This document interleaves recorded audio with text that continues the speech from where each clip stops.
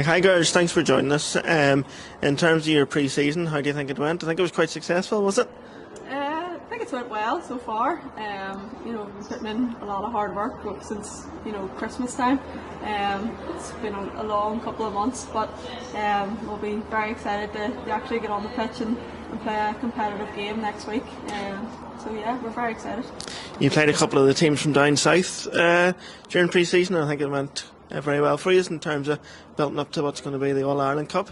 Yeah, good tests. Sort of to see where we're at. I think there can sometimes be the mentality that maybe the league down south is stronger than ours up here, but I think maybe across the board it's maybe a more competitive league. But whenever you put probably the top teams against each other, I don't think there's very much in it. So it was good to see where we're at so early on in the season. I think we maybe surprised ourselves a little bit with just how good we felt going into those two games.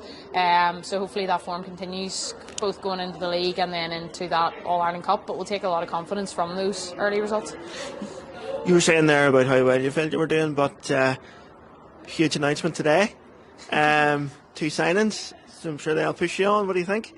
Definitely. I think any squad that announces the signing of two internationals is a massive boost to the squad, and there are two players that we know very well. Demi's obviously been at our club for a long time, and she's gained experience now in Scotland and in England, and hopefully that's something that she's going to bring back and really push on with and drive us on as a collective, and with Emily as well. She's a fantastic young player, and she's obviously got the experience of playing in the international squad now. So for us, it's just having that depth within the squad now, and that ability to rotate players and positions. It's going to be a massive driving factor for us this year. And I'm sure you were disappointed at the end of last year to lose out to Cliftonville, so I'm sure that's number one aim. I'm sure that goes without saying.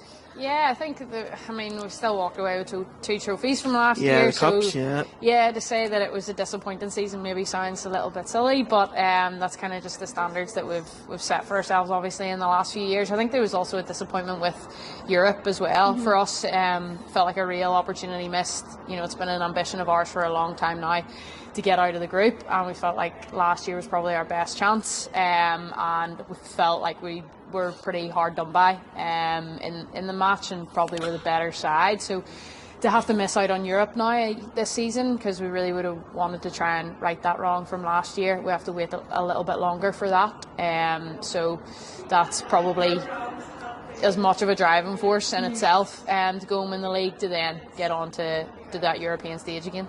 Yeah, you've just basically taken the next question out of my mouth there. So in terms of, obviously your aim is to win the league this year, and then obviously that gets you Champions League football. So further aim then would be to be the first Northern Ireland team to get out of the group then? Yeah, I think it's probably something we've looked, like Cara said, over the last couple of years, and we've been getting closer and closer each year, and we were disappointed last year, and it probably just came at the wrong time for us. We were just starting to kind of get that consistency back, and maybe a couple of weeks later, the outcome might have been slightly different for us, but to say we want to get the Champions League football, there's a few different hurdles that we kind of have to jump over first, with the league and the cups, the All-Ireland League now, but it's definitely a massive goal for us. Cliftonville, hopefully we'll give a good account of football in Northern Ireland this summer, and it's definitely something that we're going to hopefully strive towards the following year. Okay, one last question, Cara. Because you've obviously been a very famous pundit recently, I thought I'd ask you this one. In terms of the professionalism coming into the game, how do you feel that's going to push the game on?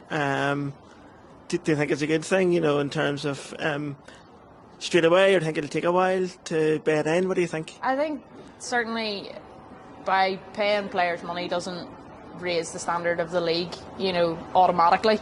It's got to be small steps, but it's definitely a strong statement of intent, and shows where we want to take the game in Northern Ireland, probably to stop the league being looked upon as a stepping stone to further in your career elsewhere. We want to make it a league that people want to come to from further afield, and that players want to stay and play here, and yeah, I think the money ultimately, the best place for funding to go to is towards the infrastructure of the clubs, as opposed to just to the players themselves. Yes, we want the players to be able to earn money and to earn a living off playing football, but I think first and foremost we want better facilities, we want better coaches, we want better medical care, and that's where we want to see the money going, because in the long term that's going to make the game more sustainable.